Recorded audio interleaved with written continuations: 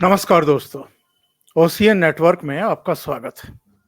ये दिसंबर 2020 की बात है। नाना पटोले महाराष्ट्र विधानसभा के स्पीकर थे और उनकी तरफ से तब के जो सचिव थे विधानसभा के, उन्होंने रिपब्लिक टीवी के ऑनर और editor in chief Arnab Goswami को एक नोटिस इशू कर दिया अवमानना का। आरोप ये लगाए गए थे कि सुशांत सिंह राजपूत मामले में आपने उद्धव ठाकरे जो उस समय मुख्यमंत्री थे, उनके खिलाफ काफी कुछ कहा है जो विधानसभा की अवमानना है। एक तो इसी पर विवाद था कि अगर चीफ मिनिस्टर के खिलाफ कुछ कहा जा रहा है तो विधानसभा की अवमानना कैसे हो गई, और एक के बाद एक दो नोटिस उनको इशू कर दिए गए अवमानना के। अर्णब गोस्वामी इसे लेकर के सुप्रीम कोर्ट चले गए।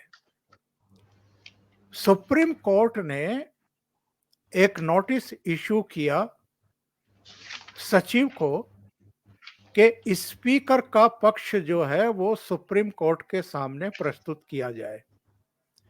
ना तो स्पीकर पेश हुए और ना ही सचिव पेश हुए, बल्कि उल्टे विधानसभा ने भी और विधान परिषद ने भी एक प्रस्ताव पारित कर दिया कि किसी भी हाई कोर्ट या सुप्रीम कोर्ट के किसी भी दिशा निर्देश को हम स्वीकार नहीं करेंगे।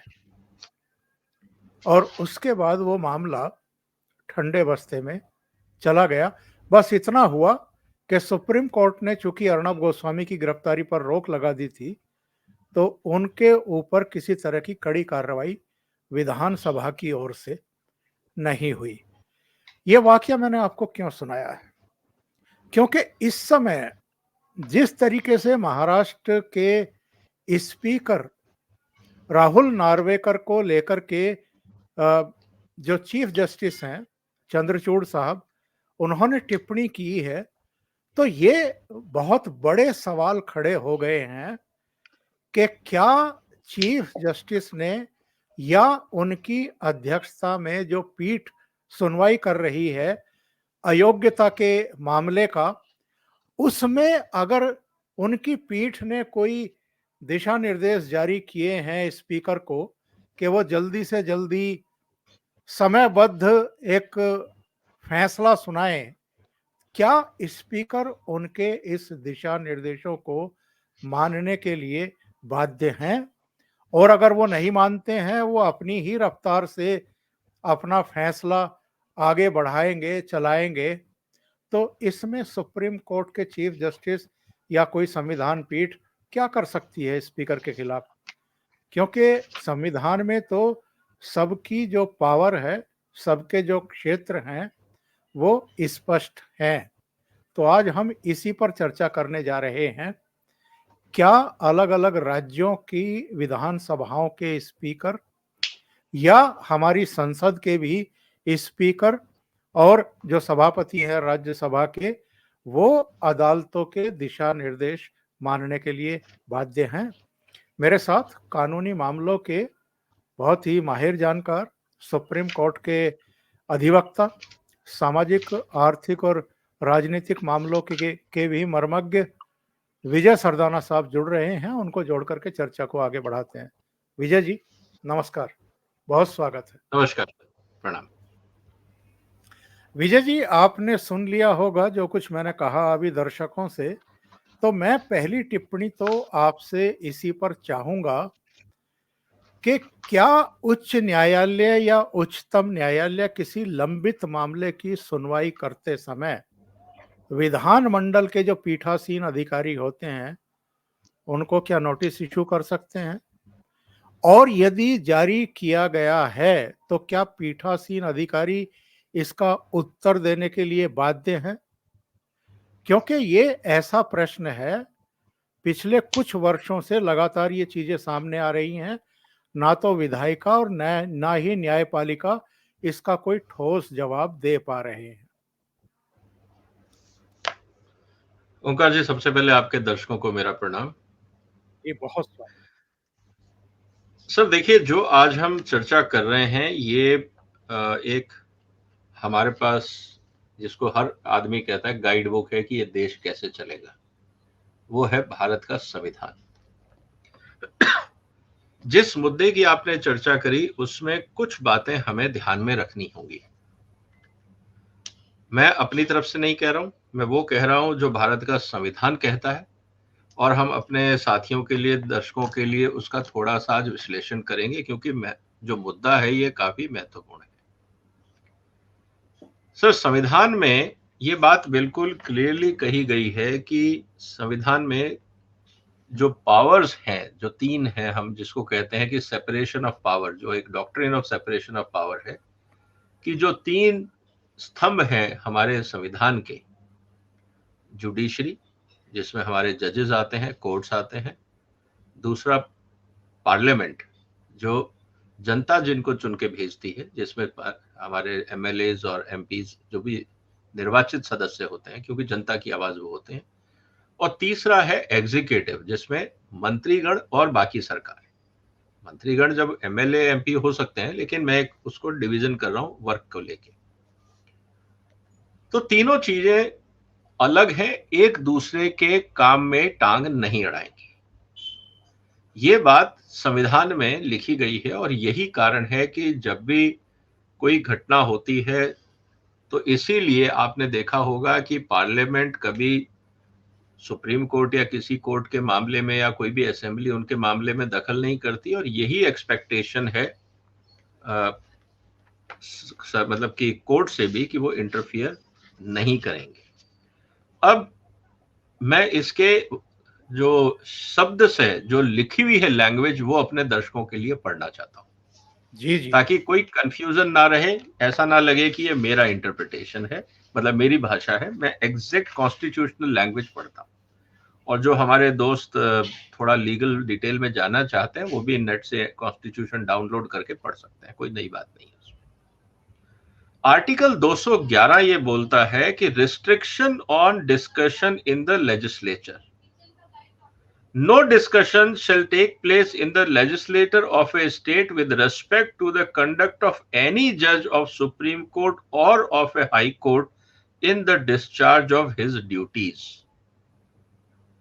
ये कहना बिल्कुल क्लियर है कि जजेस क्या कर रहे हैं हाई कोर्ट या सुप्रीम कोर्ट में, किसी भी संसद में या लेजिस्लेटिव जो स्टेट का है उसमें आप ये चर्चा नहीं करेंगे कोर्ट में बैठ के कि जज ने ये डिसीजन सही लिया, मतलब कि पार्लियामेंट या विधानसभा में बैठ के डिसीजन आप या उस पर चर्चा नहीं करेंगे कि जो जजेस ने निर्णय लिया वो सही है या गलत है। ये आपके अधिकार क्षेत्र से बाहर की बात है। अब आता है उसके बाद अगला article, article 212, courts not to inquire into proceedings of the legislature. The validity of any proceedings in the legislature of a state shall not be called in question on the ground of any alleged irregularity of procedure. No officer or member of legislature of a state in whom powers are vested by or under the constitution for regulating procedure or the conduct of business or for maintaining order in the legislature shall be subject to the jurisdiction of any court in respect of exercising by him of those power. कहने का मतलब बहुत clear हो गया कि courts not to inquire in the proceedings of legislation. अब मैं एक छोटा सा उदाहरण देता हूं, जस्ट थोड़ा सा डाइग्रेशन। अगर सड़क पे दंगा होता है, मैं अगर किसी पे पत्थरबाजी करता हूं, तो आप मुझे आईपीसी की धारा में अराजकता फैलाने के आरोप में अरेस्ट कर सकते हैं। जी लेकिन हमने देखा विधानसभा में कागज फाड़े गए, माइक फेंके गए, कभी कोई एमएलए अरेस्ट हुआ? क्या उस पर कोई आईपीसी की धारा लगी? नहीं लगी। तो आप ये नहीं कह सकते कि एमएलए या एमपी जो संसद में करते हैं, वो संसद या विधानसभा को अगर अखाड़ा भी बना दें, वहां आगजनी भी कर दें, तोड़फोड़ भी कर दें, हकीकत यह है कि तब भी कोर्ट कुछ नहीं कर सकता, क्योंकि वो उस चार दीवारी के अंदर हो रहा है। अरविंद केजरीवाल विधानसभा में खड़े होकर के क्या क्या नहीं असंसदीय भाषा का और उकसावे वाली चीजों का अब तक पता नहीं कितनी बार प्रधानमंत्री से लेकर के एलजी के खिलाफ वो कर चुके हैं। क्या हुआ उनका आज तक? बिल्कुल सही कहा आपने। आपको याद होगा कि चौथी पास राजा की वो कहानी विधानसभा में खड़े होकर सुनाते हैं। विधानसभा के बाहर आके उनकी हिम्मत नहीं होती, वो सिर्फ एक स्टेटमेंट बोलते हैं आके पत्रकारों को, जो मैंने विधानसभा में बोला है बस आप उसको चला दो। तो जब उनसे ये बोला जाता है कि वही कहानी आप बाहर सुना दो, तो उनकी हिम्मत नहीं होती कि वो बाहर सुनाए, क्योंकि उनको पता है कि विधानसभा के अंदर वो कुछ भी बोलेंगे उसमें कोर्ट और कानून इंटरफियर नहीं करेगा। लेकिन अगर वही स्टेटमेंट आपने उस चार दीवारी के बाहर बोले तो आपको जेल हो जाएगी, मानहानि का मुकदमा हो जाएगा। और यही गलती राहुल गांधी जी ने करी और उस गलती से केजरीवाल ने सीख लिया कि सोच समझ के बोलना अगर विधानसभा के बाहर बोलना है तो ये सारी प्रक्रिया हमें समझनी होगी। इसको बोलते हैं पावर्स एंड प्रिविलेजेस, जो आर्टिकल 194 में संविधान ने हमारे एमएलएज या विधानसभाओं को दिया है।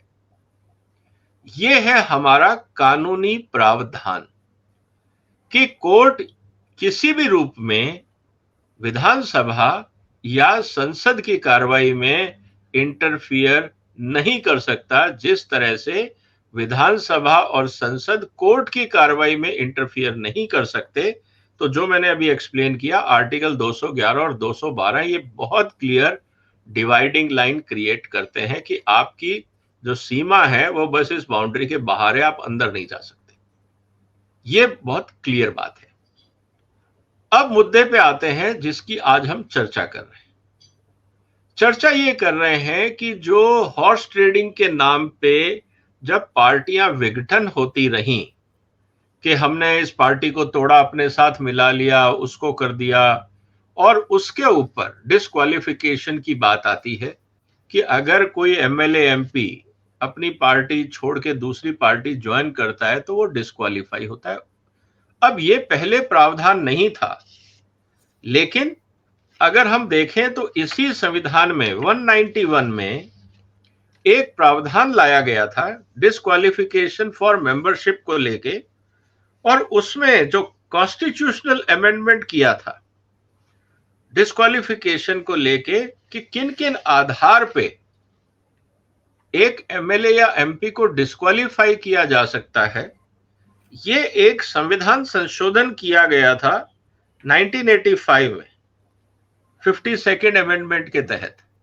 जी जी। और उसमें शेड्यूल 10 पार्लियामेंट ने कॉन्स्टिट्यूशन में इंसर्ट किया था, और उसमें यह कहा था कि कौन डिस्क्वालीफाई होगा, कौन नहीं होगा, कौन किसकी सदस्यता में है या नहीं है, इस पूरे मामले में जो अधिकार है वो स्पीकर का है, क्योंकि वो स्पीकर को ये पावर्स हैं एज पर सदन कि वो ये डिसाइड करेंगे कि क्या चीज सही है, क्या चीज सही नहीं है, और ये अधिकार सिर्फ स्पीकर का है।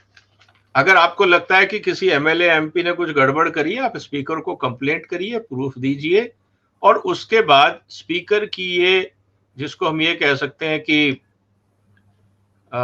डिस्क्वालिफिकेशन को लेके ये पूरा प्रावधान उसमें दिया गया है। अब उसमें पूरा का पूरा जो एक चैलेंज है वो ये है कि उसमें टाइमलाइन नहीं दी गई कि कितने दिन में स्पीकर साहब इसका फैसला लेंगे। आप एडवाइस दे सकते हैं, आप कह सकते हैं in the interest of democracy, in the interest of law and order, आप कुछ भी जस्टिफिकेशन देके कह सकते हैं कि भैया न्याय कर दो जल्दी, लेकिन आप क्या किसी को बाध्य कर सकते हैं? तो अगर ऐसा होगा तो कल को फिर एमएलए और एमपीज भी ये कहने लग जाएंगे कोर्ट को कि सर ये जो केस है इसको आप 15 दिन में इसका फैसला कर दीजिए, या 15 महीने में कर दीजिए, या 1 महीने में कर दीजिए। तो क्या ये उचित होगा? अब ये क्या एनक्रोचमेंट होगा या नहीं होगा, मुद्दा इस बात को लेके आता है। बिल्कुल सही कह रहे हैं। मैं अपने दर्शकों को जरा बताता चलूं संक्षेप में ये मामला है क्या पूरा।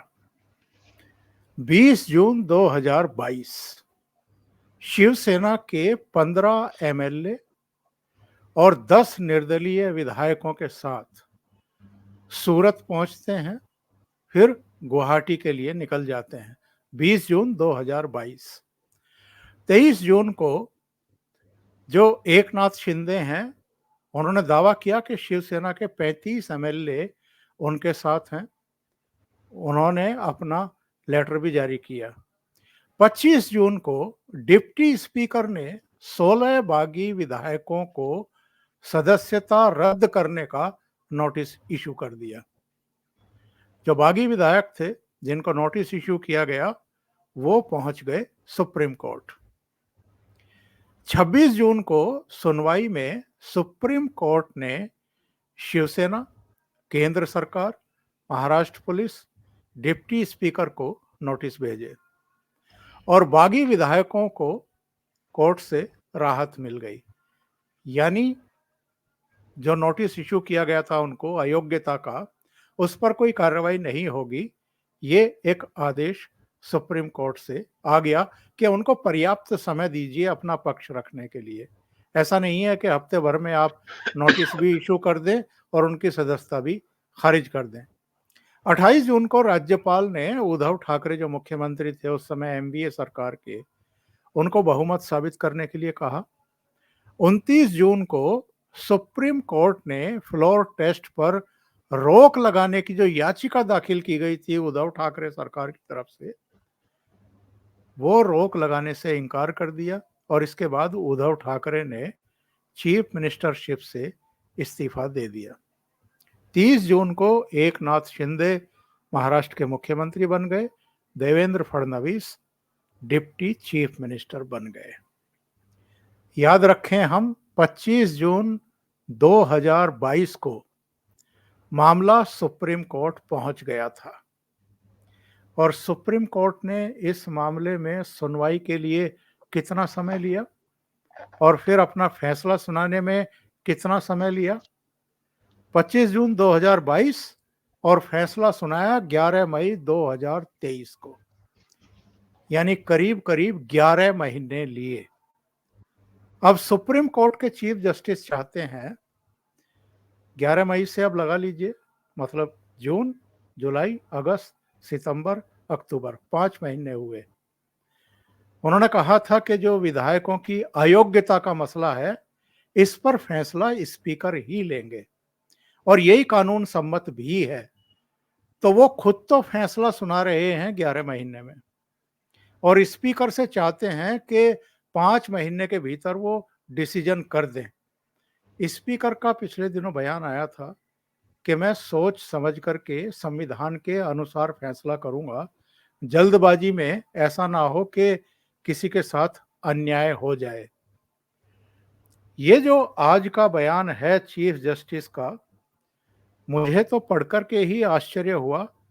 उन्होंने कहा कि कोई स्पीकर को समझाए कि हमारे आदेश का उल्लंघन वो नहीं कर सकते और उन्होंने ये भी कहा कि अयोग्यता याचिकाओं पर फैसला अगले विधानसभा चुनाव से पहले आ पाएगा या नहीं, या फिर पूरी प्रोसेस नाकाम हो जाएगी। विजय जी, ये जो टिप्पणी है चीफ जस्टिस की, ये हैरान करती है। आप किसी स्पीकर पर इस तरह का प्रेशर बिल्डअप कैसे कर सकते हैं? और आप ये मौखिक टिप्पणियां कर रहे हैं, आप लिखित में भी कोई दिशा निर्देश जारी नहीं कर रहे हैं और शायद लिखित में वो कर भी नहीं सकते। सर, बात वहीं आ जाती है। ऑनरेबल चीफ जस्टिस को भी पता है कि कॉन्स्टिट्यूशनल प्रोविजंस क्या है, किसकी क्या मर्यादा है, कहाँ किसकी लिमिटेशंस है। ये अगर कॉन्स्टिट्यूशन में नहीं होता तो कन्फ्लिक्ट दूसरे भी हो सकते थे, लेकिन क्योंकि ये चीजें, जैसा मैंने बहुत क्लियरली कहा कि आर्टिकल 211 और 212 बहुत क्लियर है कि आप एक दूसरे के काम में इंटरफियर नहीं करेंगे। और जैसा मैंने कहा कि कल को अगर ये बात, मान लीजिए कि लेट्स रिवर्स द स्टेटमेंट, यही बात अगर कोई मेंबर ऑफ पार्लियामेंट या मंत्री या स्पीकर या गवर्नर या कोई भी इलेक्टेड रिप्रेजेंटेटिव ये बोले कि जजेस को समझना चाहिए कि बहुत ज्यादा डिले हो रहा है, थोड़े अपनी रफ्तार बढ़ाएं, तो क्या ये उचित होगा? क्या ये एक दूसरे की मर्यादा के अंदर हस्तक्षेप नहीं होगा? सवाल वो आता है सर। और ओपिनियन कुछ भी हो सकती है। यही होता है कि बहुत बार जो ओरल टिप्पणियां होती हैं, विवाद उस पर ज्यादा हो जाता है, लोग एक्चुअल डिसीजन नहीं पढ़ते। और जब से आज की तारीख में तो लाइव टेलीकास्ट हो रहा है, तो जो भी इवन ओरल स्टेटमेंट भी दिया जाता है तो अगले 5 मिनट में वायरल न्यूज बन जाता है, ट्विटर पे, सोशल मीडिया पे, सब जगह। तो आने वाले समय में ये चुनौतियां हमारे जजेस के लिए रहेंगी कि वो क्या बोलें क्या ना बोलें, क्योंकि जो भी आज स्टेटमेंट आता है वो उसका एक सिग्निफिकेंस हो जाता है। अगर वो सिग्निफिकेंस नहीं होता तो हम भी यहाँ चर्चा नहीं कर रहे होते। हम इसलिए चर्चा कर रहे हैं क्योंकि ये समाज में इस समय विवाद का मुद्दा है कि क्या कोर्ट विधानसभा के अध्यक्ष को या एक जज स्पीकर को डायरेक्शन दे सकता है कि उसको कैसे काम करना है, और अगर दे सकता है तो किस प्रावधान में, और नहीं दे सकता तो उसके क्या प्रावधान। तो इसीलिए आज की चर्चा शुरू करने से पहले जो आपने सवाल उठाया उसका मैंने अपने साथियों के लिए, दर्शकों के लिए विस्तार से इसलिए विश्लेषण किया ताकि कंफ्यूजन ना रहे। क्योंकि बहुत सारे लोग कहेंगे कि नहीं, कोर्ट ने सही कहा, कोर्ट ने गलत कहा। ये ओपिनियन हो सकती है, लेकिन ये लीगल पोजीशन नहीं है। अगर ये लीगल पोजीशन होती तो ऑनरेबल चीफ जस्टिस साहब अपने रिटन ऑर्डर में भी ये दे सकते थे, और शो कॉज नोटिस भी इशू हो सकता था, एक नोटिस स्पीकर को भी जा सकता था कि why you are taking so long, please explain. तो लेकिन ये नहीं किया गया, क्योंकि उनको भी पता है, हाँ, एक परसुएसिव पावर होती है, एक जिसको हम ये कह सकते हैं, हम एक दूसरे की रिस्पेक्ट में एक दूसरे को मोटिवेट कर सकते हैं। मैं नहीं कहूंगा इन्फ्लुएंस कर सकते, influence is a very dangerous term. हम एक दूसरे को मोटिवेट कर सकते हैं कि हम जो डिसीजन है वो टाइम पे और सही लें, ताकि जो न्याय प्रक्रिया है और जो पर्पस था कानून लाने का, उसकी मर्यादा बची रहे। क्योंकि होता क्या है ना सर, कि जब आप कॉन्स्टिट्यूशनल अमेंडमेंट करते हैं, अब इसमें क्योंकि टाइमलाइन नहीं है, तो अगर अब इसमें टाइमलाइन डालनी होगी तो वापस पूरा कॉन्स्टिट्यूशनल अमेंडमेंट लाना पड़ेगा। जैसा दूसरा उदाहरण मैं देता हूं, केजरीवाल के केस में जब ट्रांसफर पोस्टिंग की बात थी तो सुप्रीम कोर्ट ने कहा ये एक्सप्लिसिटली नहीं लिखा हुआ है, इसीलिए आपको संविधान में संशोधन करना होगा दिल्ली में अधिकारियों की ट्रांसफर पोस्टिंग के लिए। और उसका बेनिफिट ऑफ डाउट केजरीवाल को दिया सुप्रीम कोर्ट ने। ऐसा ही बेनिफिट ऑफ डाउट एक बार पहले केस आया था 1992 में, कि हो तो होलोन जो वहां के नागालैंड के एमएलए थे, उनपे भी ये मुद्दा आया था डिस्क्वालिफिकेशन को लेके। लेकिन वहां पे भी सुप्रीम कोर्ट ने ये कहा था कि भाई ये पूरा का पूरा जो काम है ये अल्टीमेटली ये डिस्क्रिशन है स्पीकर का, आप उसको कुछ भी बोल दीजिए। क्योंकि सुप्रीम कोर्ट को ये कहा गया था कि जो स्पीकर का पावरफुल रोल है, क्या ये जो संविधान है उसके बेसिक स्ट्रक्चर को डिस्टर्ब करता है, अगर न्याय टाइम पे नहीं हो रहा है, चीजें टाइम पे नहीं हो रही हैं, तो क्या है। तो उस पे भी सुप्रीम कोर्ट ने कहा था कि डिस्क्वालिफिकेशन ऑफ एमएलए ये स्पीकर का जुरिस्डिक्शन है, हम इसमें कुछ नहीं कर सकते। और जब हम 10th शेड्यूल पढ़ते हैं जो कॉन्स्टिट्यूशनल अमेंडमेंट हुआ था, उसमें कहीं पे भी टाइमलाइन नहीं दी गई थी। और उसमें एक बात जरूर कही गई थी, वो भी मैं अपने दर्शकों के लिए पढ़ के बता देता हूं, वो इंटरेस्टिंग रहेगा। बार ऑन ज्यूरिडिक्शन ऑफ कोर्ट, अगर मैं उसका शेड्यूल 10th, अगेन कॉन्स्टिट्यूशन की मैं बात कर रहा हूं, जो उसमें क्लॉज 7 है, वो ये कहता है, notwithstanding anything in this constitution no court shall have any jurisdiction in respect of any matter connected with the disqualification of member of a house under this schedule। तो पहली बात तो आप किसी भी विधानसभा की कार्रवाई, क्योंकि मैं पार्लियामेंट का नाम नहीं लूंगा क्योंकि सारा मामला विधानसभा से है, महाराष्ट्र विधानसभा की किसी भी कार्रवाई में कोर्ट वैसे भी हस्तक्षेप नहीं कर सकता। जब ये अमेंडमेंट हुआ कॉन्स्टिट्यूशन में, उसमें भी ये लिख दिया गया कि डिस्क्वालिफिकेशन के मेंबर में मैटर्स में भी कोर्ट इंटरफियर नहीं करेंगे। जो स्पीकर ने डिसीजन ले लिया फाइनल है। मान लीजिए कि स्पीकर किसी को बोलता है कि ये डिस्क्वालीफाई है और वो बंदा पहुंच जाता है कोर्ट में, सुप्रीम कोर्ट या हाई कोर्ट, और कोर्ट कहता है कि नहीं, you are not disqualified, you are eligible, reinstate. तो क्या स्थिति होगी?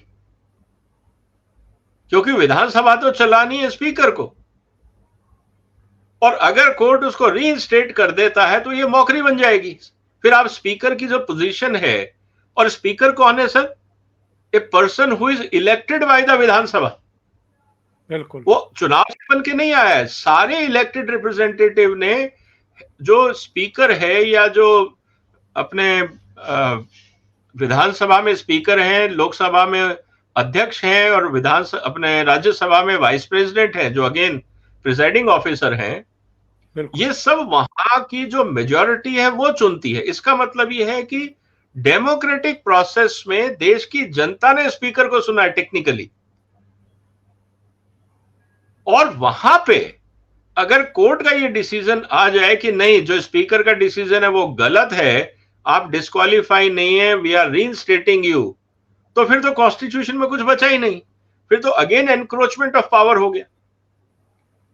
तो ये चीजें बड़ी कॉम्प्लिकेशन हो जाते।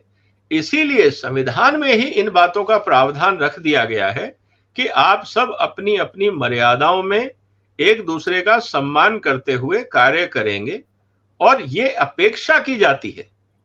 देखिए, जो भी आदमी, अगर आज मान लीजिए कि कोई सुप्रीम कोर्ट का जज कोई डिसीजन लेता है या हाई कोर्ट का जज कोई डिसीजन लेता है, और ऐसा होता है ना सर कि अक्सर हाई कोर्ट के जजमेंट, हम ये मानते हैं कि जजेस आर ऑलवेज राइट, लेकिन सुप्रीम कोर्ट उसको ओवरटर्न कर देता है। कल को अगर वही मान लीजिए कि हाई कोर्ट का जजमेंट विधानसभा ओवरटर्न कर दे, तो क्या होने वाला है?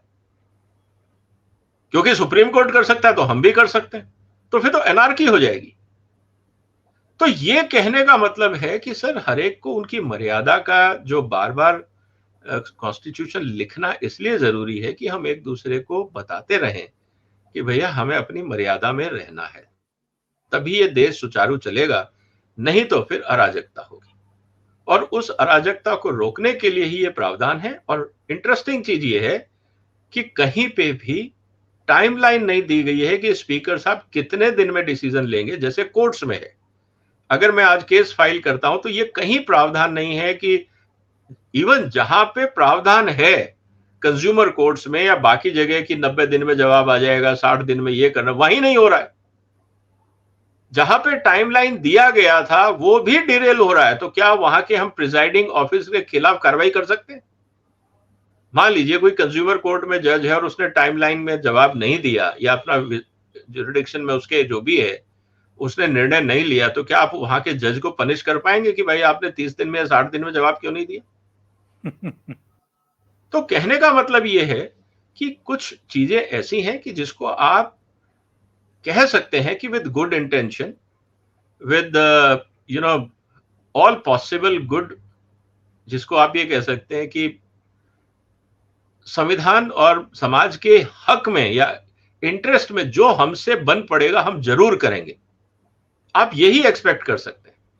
लेकिन आप किसी को फोर्स कर दें और सिचुएशंस, अब आप ये कह सकते हैं कि इसमें पॉलिटिक्स है, कोई बोल सकता है कि साहब इसमें रिश्वत है, कल को कोई जजेस पे भी आक्षेप लगाएगा कि सर ये जानबूझ के केस को डिले कर रहे हैं, देयर में बी सम वेस्टेड इंटरेस्ट, तो फिर ये चीजें सर आउट ऑफ कंट्रोल हो जाएंगी, बहुत मुश्किल होगा देश को संभालना। तो सिर्फ मेरा यही कहना है कि जो चीफ जस्टिस ने कहा है वो मेरे ख्याल से वो परसुएसिव है, उन्होंने मोटिवेट करने के लिए कहा होगा, उनका इंटेंशन इंटरफियर करना नहीं होगा, इसीलिए उनके रिटन जजमेंट में या रिटन स्टेटमेंट में बात नहीं। कोर्ट की जो एक्चुअल में प्रोसीडिंग थी, मैं संक्षेप में बता देता हूं अपने दर्शकों को। ये जो डिस्क्वालिफिकेशन का मामला है एमएलए की, 13 अक्टूबर को एक्चुअल में इसकी एक सुनवाई हुई, और इसमें सीजेआई डीवाई चंद्रचूड़ साहब, जस्टिस जेबी पारदीवाला और जस्टिस मनोज मिश्रा, इनकी बेंच ने मामले की सुनवाई की। और जो स्पीकर हैं राहुल नार्वेकर, उनकी तरफ से सॉलिसिटर जनरल तुषार मेहता थे। उद्धव ठाकरे की तरफ से कपिल सिब्बल साहब और अभिषेक मनु सिंघवी पेश हुए थे। जो शिंदे गुट है उनकी तरफ से मुकुल रोहतगी पेश हुए थे। यानी सारी तोपें थी उस समय जब इस मामले की सुनवाई हुई, वो अलग अलग पक्षों की तरफ से वहां पर मौजूद थे। और शुरुआत जो है वो कपिल सिब्बल और अभिषेक मनु सिंघवी ने की इस बेंच के सामने। उन्होंने कहा कि साहब ये स्पीकर ने तो 1 साल के लिए सुनवाई का शेड्यूल बना दिया है। ये कहते हुए अध्यक्ष ने जिरह और साक्ष्य दर्ज करने हैं, इसके लिए तो उन्होंने लंबी समय सीमा तय कर दी। 1 साल का शेड्यूल बना दिया, मतलब अब से 1 साल अगर लगा लें तो विधानसभा चुनाव की घोषणा हो जाएगी 2024 में। अक्टूबर में ही वहां पर चुनाव होने हैं। तो इनका कहना था कि साहब 1 साल का शेड्यूल उन्होंने साक्ष्य देने और गवाही वगैरह और जिरह करने के लिए बना दिया है, तो इसमें तो अब लगता नहीं है कि जल्दी कोई फैसला आएगा। तो कपिल सिब्बल ने ये कहा कि क्या ये मामला एक दीवानी मुकदमा है और 10वीं अनुसूची के तहत होने वाली कार्रवाई छोटी मानी जाती है, ये तो एक तमाशा बनता जा रहा है। तो इस पर चीफ जस्टिस ने ये कहा कि मिस्टर सॉलिसिटर, किसी को स्पीकर को सलाह देनी होगी, वे सुप्रीम कोर्ट के आदेशों को खारिज नहीं कर सकते। वे किस तरह की समय सीमा तय कर रहे हैं, ये एक छोटी प्रक्रिया है। पिछली बार हमने सोचा था कि बेहतर काम होगा और उनसे पूछा था कि एक शेड्यूल निर्धारित करें। जून के बाद से इस मामले में कोई कार्रवाई नहीं हुई है। मामले में क्या हुआ है? कुछ भी नहीं। यह दिखावा नहीं बन सकता। तो तुषार मेहता का ये कहना था कि 10वीं अनुसूची के तहत शक्तियों का प्रयोग करने वाला स्पीकर एक ट्रिब्यूनल है और ट्रिब्यूनल दिन प्रतिदिन के कामकाज में मतलब दिक्कत भी हो सकती है, कर सकता है। इसके बाद बेंच ने 17 अक्टूबर तक स्पीकर को फैसला लेने के लिए समय सीमा निर्धारित करने का समय दिया, आदेश दिया। और सीबीआई ने कहा कि अगर हमें लगता है कि वो उचित समय सीमा तय नहीं की गई तो हम एक साफ आदेश पारित करेंगे। क्या ऐसा कर सकते हैं वो? और क्या वो बाध्यकारी होगा? फिर वही मामला सवाल खड़ा होता है। लेकिन जिस तरह की चीजें हो रही हैं, क्या ये पहली बार हो रही हैं विजय जी इस देश में? इससे पहले भी स्पीकर क्या समय नहीं लेते रहे हैं? देखिए सर, 2-3 इंपॉर्टेंट चीजें हैं यहाँ पे। पहली बात तो क्या संसदीय कार्रवाई या विधानसभा की कार्रवाई में, क्योंकि ये मुद्दा विधानसभा के अंदर का है, अब कौन स्पीकर है कौन नहीं है, अब इसमें कई पेच आ गए। उदाहरण के लिए हम बात कर रहे हैं शिवसेना के एमएलएस को लेके। अगर आप इलेक्शन कमीशन का डिसीजन देखें तो उन्होंने तो टेक्निकली जो सिंबल है वो तो शिंदे गुट को दे दिया। यस। तो अगर हम ओरिजिनल बात करें कि भाई ओरिजिनल पार्टी कौन है, क्योंकि यहाँ पे रिकॉग्निशन ऑफ पॉलिटिकल पार्टी का जो अधिकार है वो इलेक्शन कमीशन के पास है, उनके अपने पावर है, वो भी कॉन्स्टिट्यूशनल अथॉरिटी है, ये भी हमें समझना होगा। उन्होंने सारे तथ्यों को ध्यान में रखते हुए इलेक्शन सिंबल दे दिया शिंदे गुट को। टेक्निकली तो ओरिजिनल शिवसेना हो गई शिंदे गुट। अब ऐतराज किसको है? जो गुट को सिंबल नहीं मिला, मतलब वो डिफेक्टेड ग्रुप था, जो शिंदे गुट के साथ नहीं आना चाह रहे थे। इस बात को भी समझना होगा कि उद्धव ठाकरे साहब शिवसेना के शेयर होल्डर नहीं है, ये कंपनी नहीं है कि आप ये कह देंगे कि मैं मालिक हूं। अब ये तो जो इलेक्टेड रिप्रेजेंटेटिव है उन्होंने अपना नेता चुना और उन्होंने उद्धव ठाकरे की जगह अब शिंदे को चुन लिया। अब शिंदे साहब ये किस आधार पे कहेंगे कि ये पार्टी मेरी है, क्योंकि ये कोई मलकियत तो है नहीं, इसमें कोई शेयर होल्डिंग तो है नहीं, ये इलेक्शन प्रोसेस है, डेमोक्रेटिक प्रोसेस है, तो वोट जिसके नेता वो।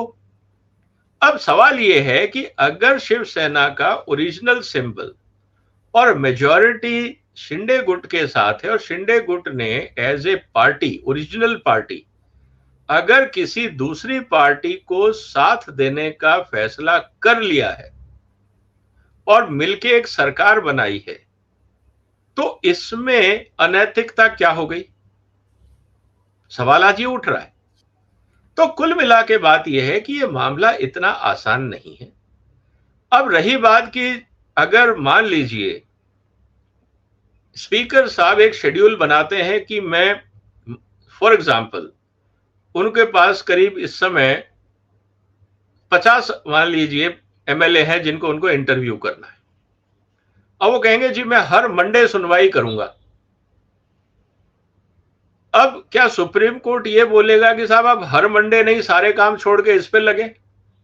क्या ये सुप्रीम कोर्ट इस तरह का आदेश देगा? वो कहेगा जी 50 हैं, हर मंडे को मैं सुनवाई करूंगा, एक व्यक्ति से मुझे पूरी बात समझनी होगी कि क्या हुआ था, कैसे हुआ था, कहाँ गए थे, क्या हुआ था, किसी ने रिश्वत दी नहीं दी, उसके साक्ष्य क्या है, एविडेंस क्या है, मैं तो सब कुछ पूछूंगा ना तथ्यों तक जाने के लिए।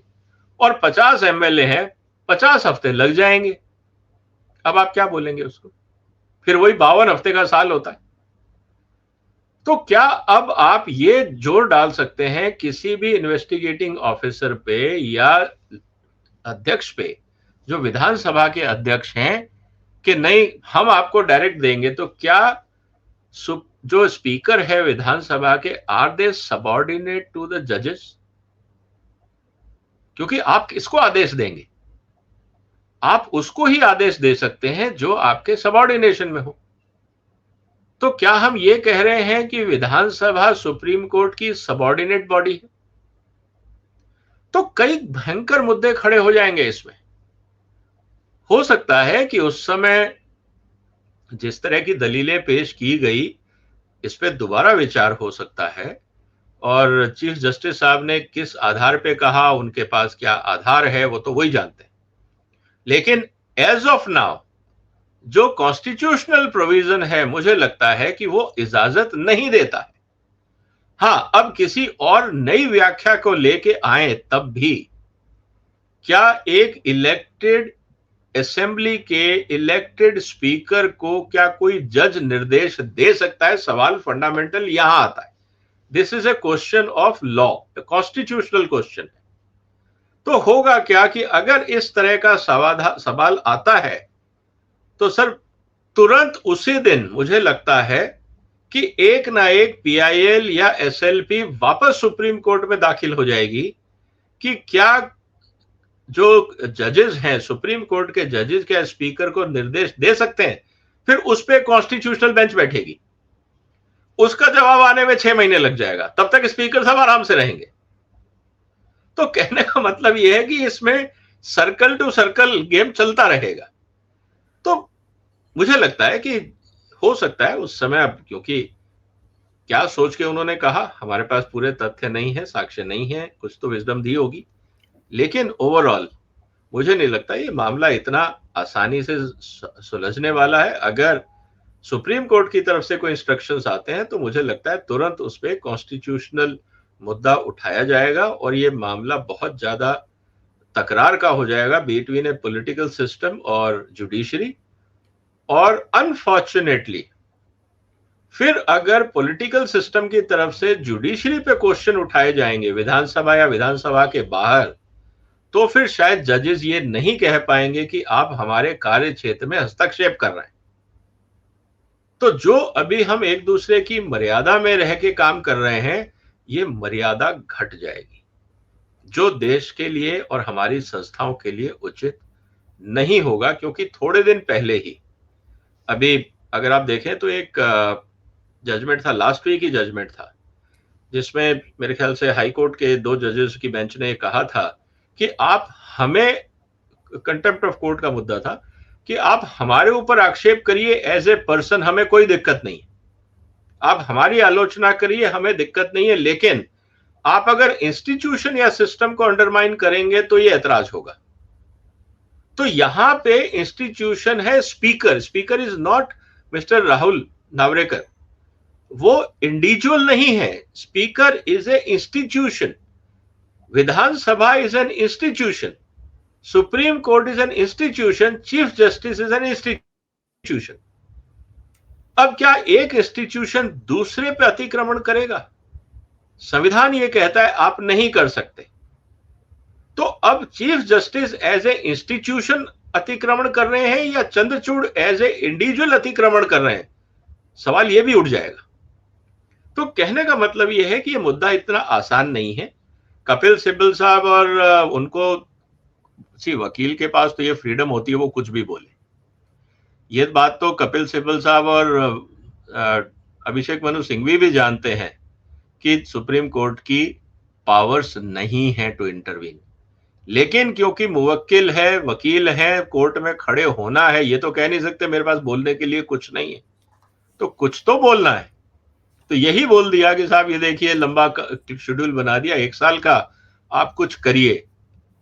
तो जजेस को ये भी कह सकते थे कि देखिए वी कैन नॉट इंटरवीन, एक ऑप्शन ये भी था। जो मैंने आपको पहले बताया पुराने केस में, जो नागालैंड के एमएलए का केस था, उसमें जजेस ने ये कह दिया कि हो तो हुलोन केस में कि हम कुछ नहीं कर सकते, 92 का केस, ये स्पीकर का अधिकार क्षेत्र है।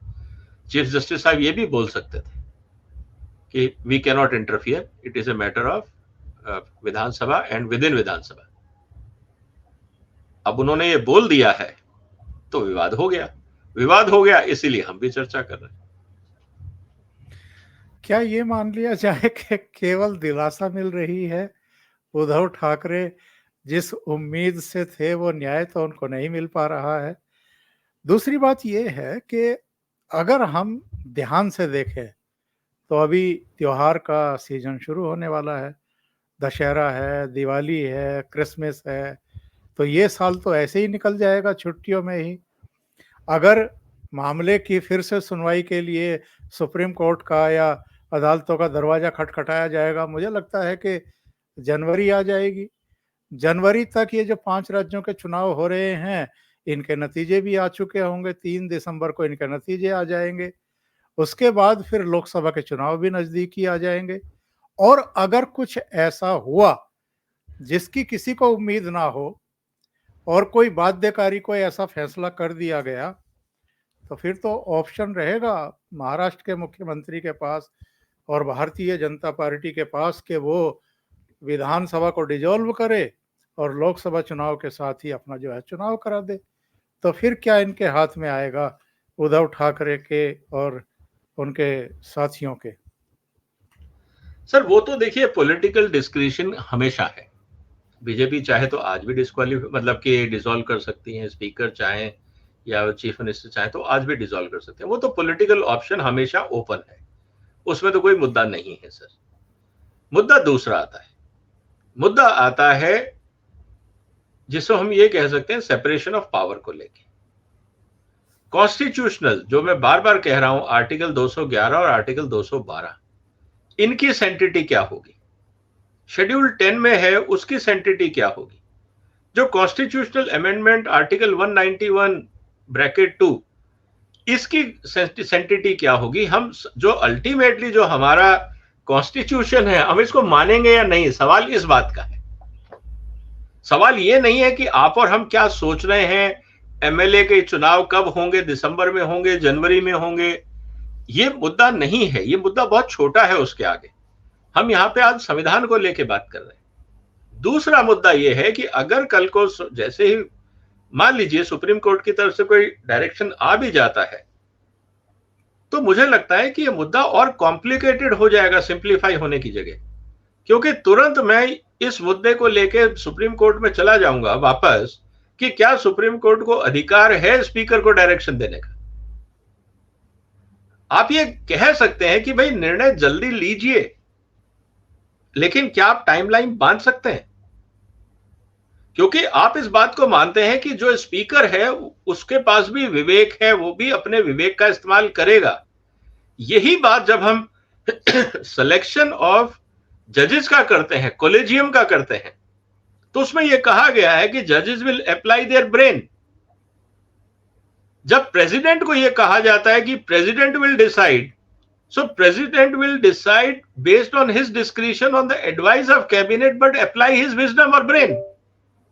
तो एक्सपेक्टेशन तो ये है कि जो भी आदमी कुर्सी पे है वो अपने विवेक का इस्तेमाल करेगा। अब आप ये कैसे कह सकते हैं कि आपने विवेक का इस्तेमाल नहीं किया?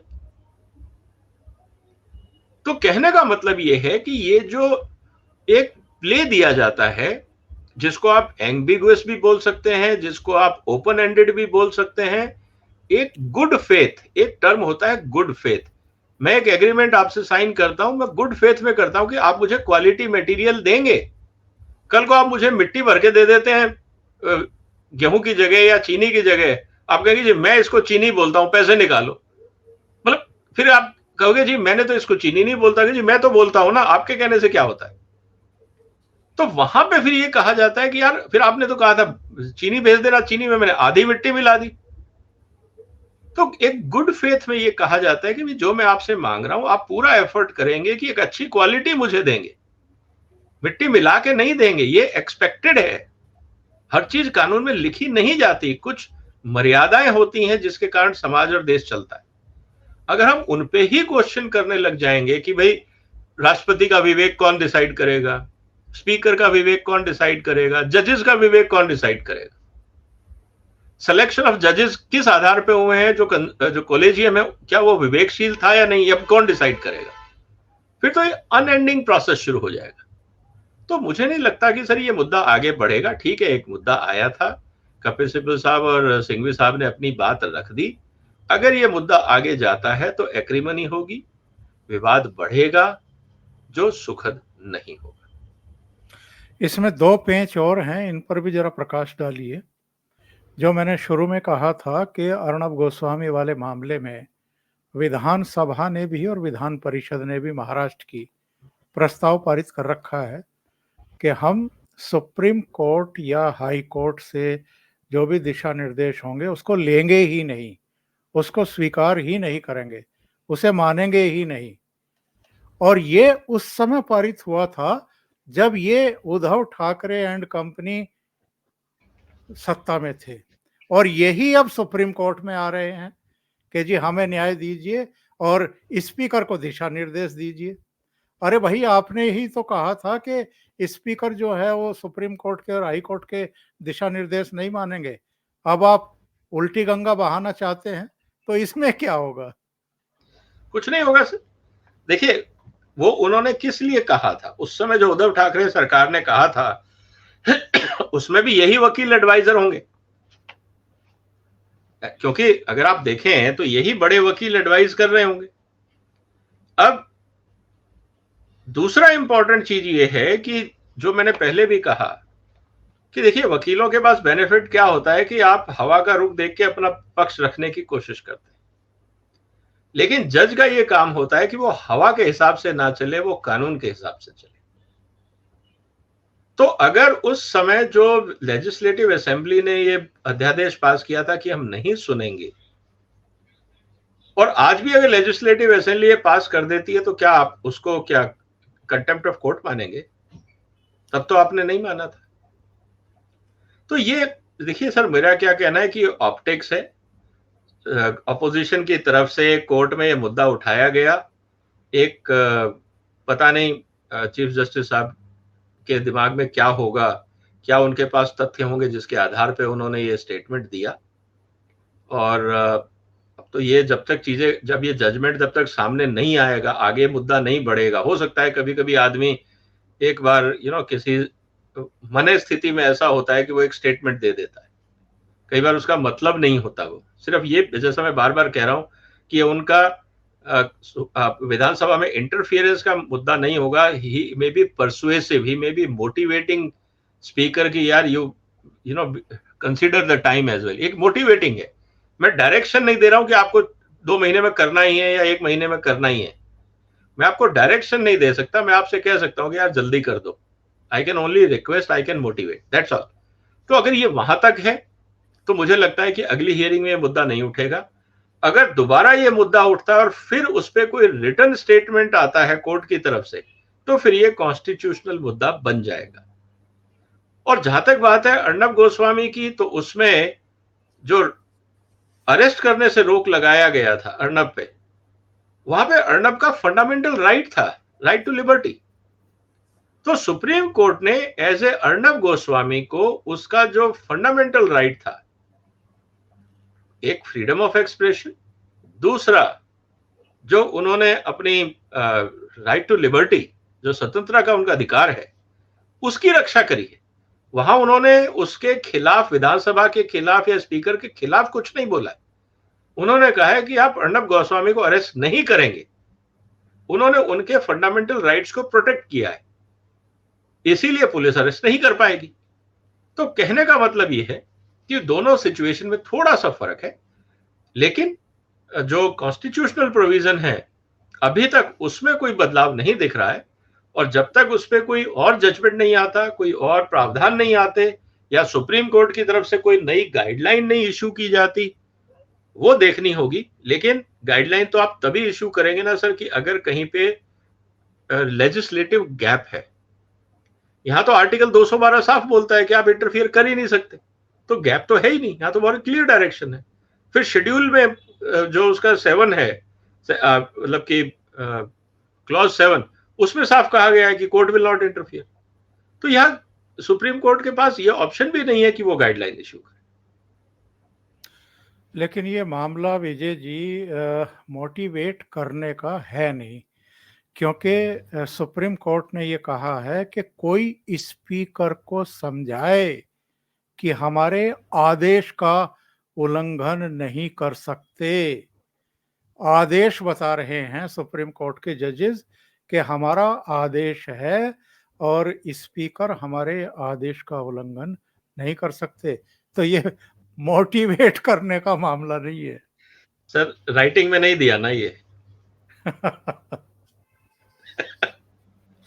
देखिए सर, जब तक राइटिंग में नहीं आएगा तब तक मैं यही कहूंगा कि ये मोटिवेशन था। अगर ये राइटिंग में आता है तो ये ऑर्डर है। जी जी जी।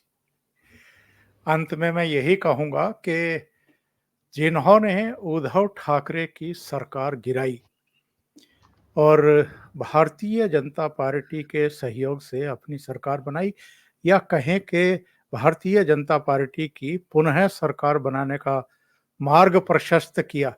भले ही बीजेपी के नेता Devendra Fadnavis deputy chief minister हों, लेकिन माना यही जा रहा है कि ये भारतीय जनता पार्टी की सरकार है और एकनाथ शिंदे को इसमें चीफ मिनिस्टर बनाया गया था।